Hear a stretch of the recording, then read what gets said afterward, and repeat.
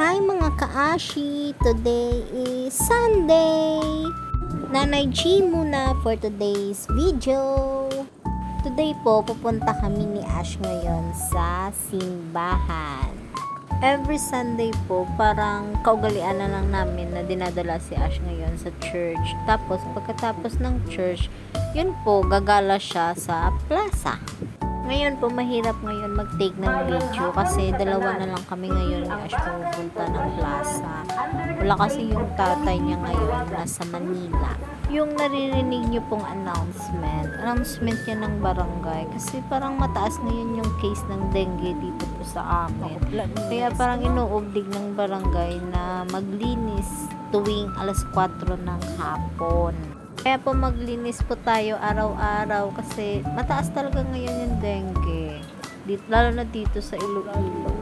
Malapit na po kami nito sa plaza. Mga ilang minutes na lang. Si Ash, akala mo talaga nakikinig sa church.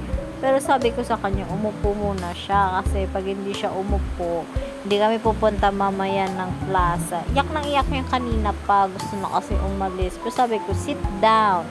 Kaya po, umupo, nakikinig rin. Ewan ko ba ano pinapakinggan niya. Siguro yung mga kanta. Ay, kaya pala umupo po yan kasi matatapos na pala yung misa. Yung parang thank you Lord na lang na song. Kaya alam niya siguro na patapos na kaya nag-behave. Pero behave naman po talaga siya, hindi siya tumatahol dyan. And after the mass po, dumiretso na po kami dito sa plaza. Ayan, nag-tree inspection na naman si Ash. Tini-check niya talaga po isa-isa yung puno dyan sa plaza kung saan magandang magwiwi. Kaya hanggang dulo, ganyan lang yung ginawa niya. Mag-check ng puno.